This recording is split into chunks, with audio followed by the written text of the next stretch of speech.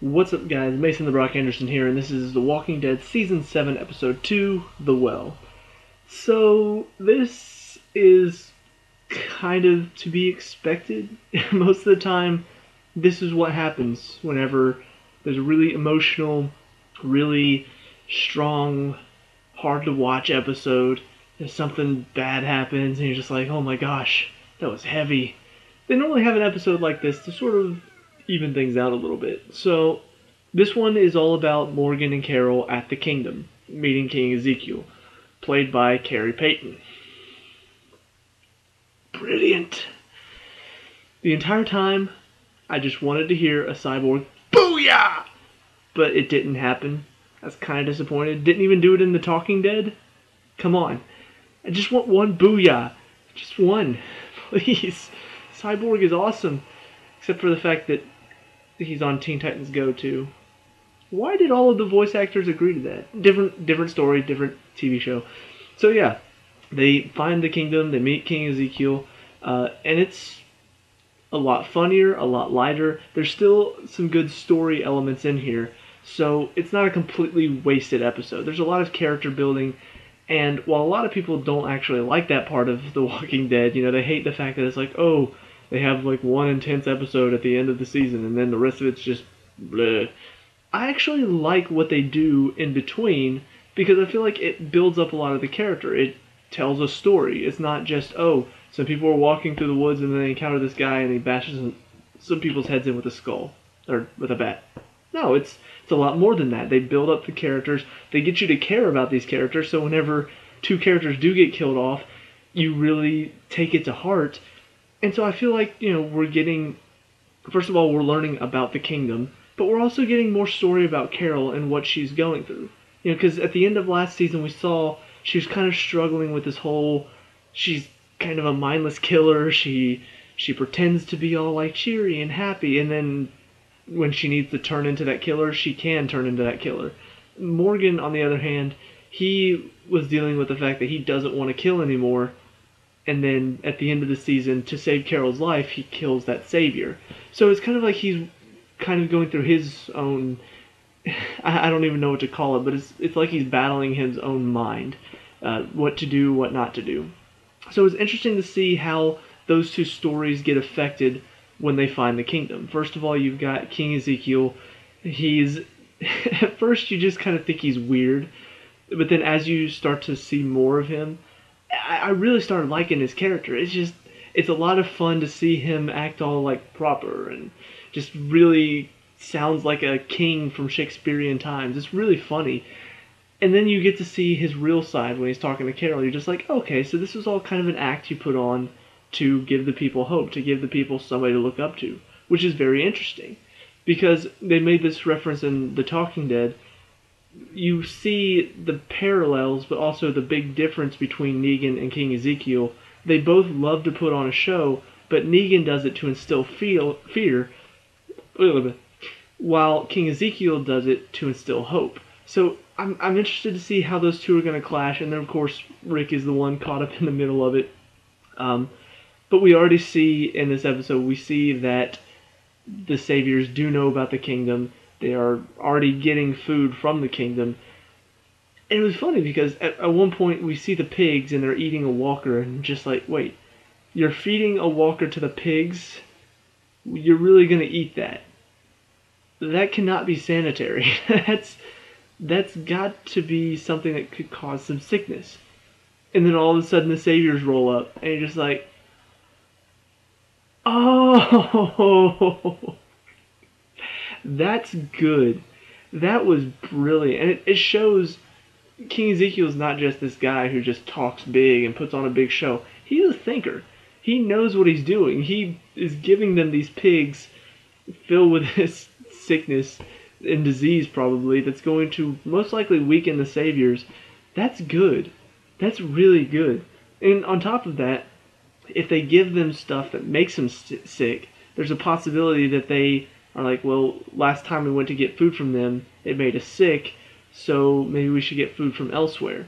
So it's kind of a dual thing. You can think of it as oh, they're making them sick, so now they're weaker, or you can look at it as they're making them sick so they don't want to get food from them anymore. I'm not sure which one it is. It seems like they don't really want violence. They don't really want to fight. So I don't. It would be strange to me if they were doing this to make them weaker to attack, because that doesn't seem to be part of the plan. So I'm thinking it's maybe they're giving them this diseased food so that the saviors eat it, get sick, and then don't want the food from there anymore, because last time it made us sick. We'll see if that's the case. I don't know what they're going to do with it, but it's an interesting little twist in the tale, like, oh, that's what they were doing. And of course, the one scene between them and the saviors is a bit intense, because we see one of the guys from Ezekiel's group. I can't remember his name right now, but one of the saviors is like taunting him, and he gives it right back to him. So the savior swings at him, and he hits the savior with the butt of his gun, starts choking him out. And Ezekiel's just like, stop, we don't do this. So he lets him go, and the guy's like, oh, free shots? Love this. And then hits him twice in the face, and looks like he's just about to start beating the crap out of him before the head savior, whoever he is, in charge of this group, tells him to stop. So it's kind of interesting to see that the saviors don't really, they have leadership in Negan, but amongst each other, it seems like there's no real leadership. There's just kind of like they're doing their own thing type thing. So that was interesting to see.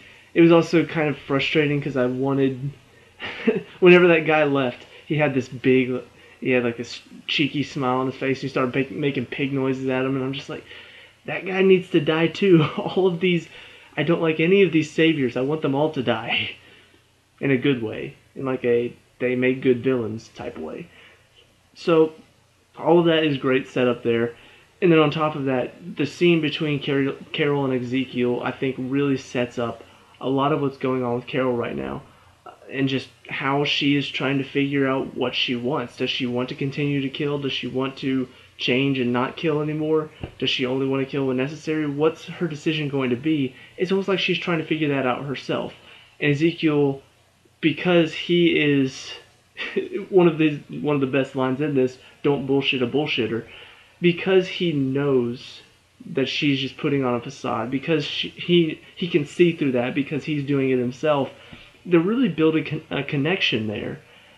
And at the end of the episode, Morgan takes Carol out to this house that she saw earlier where she wants to stay now, because I guess she kind of wants alone time. Ezekiel shows up with his tiger and just like, you really need to try this fruit.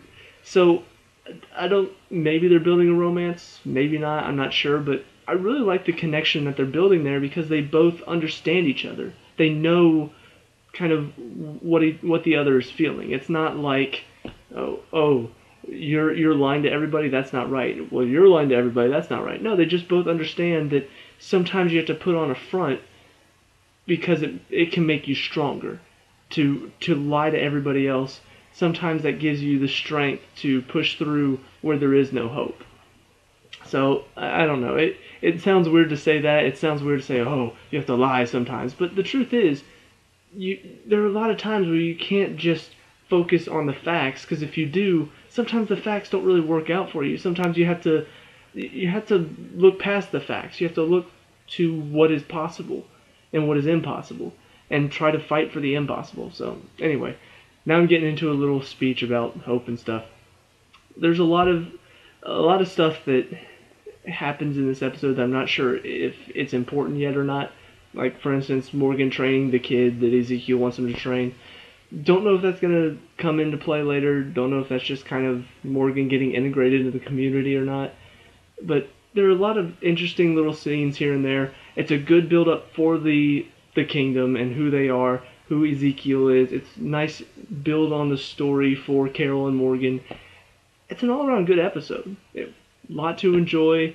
Not as many intense moments, but we just had an entire episode that was just all intensity. There was no downtime in that first episode, so I don't mind having an episode where there's a bit of levity to it. When Carol first sees the King Ezekiel and his tiger Shiva, she's like, I am, what did she say? Something along the lines of, I'm so confused in the best way possible, or something like that. And she's just laughing because it's all so crazy to her. Like, there's this guy with a tiger. What is this? What is going on? So it was a lot of it was fun, but it wasn't fun in the goofy kind of way. It was more fun in like this is who these people are. They're a bit different than anybody we've encountered, but that's going to come into play later. That's going to help us later whenever we use them to take on Negan. So a lot of good build up, a lot of good moments in this. Really looking forward to next week. Probably going to be more intense because it looks like it's going to be a Dwight and Daryl centered episode. I want to see Dwight die. Not crazy. Just really hate Dwight. I think a lot of people do. So, let me know what you guys think down in the comment section below. What did you like and dislike about this episode? What do you want to see next week? Let me know. We can talk about, discuss all that good stuff. Leave a like and subscribe for future Walking Dead reviews, and I'll see you at the next one. Peace out.